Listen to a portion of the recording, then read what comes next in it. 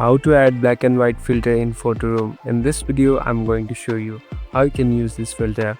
First of all, open the application. Now here on the home page, you can see this plus icon. Tap on this plus icon. Now you can choose the image that you want to edit. Here I'm tapping on one. So I've been entered in this editing platform. Again, tap on this picture to enable different tools. Now slowly scroll down. Here you'll be able to see the option called filter.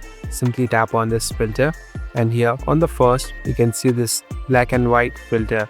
So this is the filter we are talking about. Here there are different options too, so you can select the one that's appropriate, and at last tap on this done button. So as you can see, the photo has been transformed completely.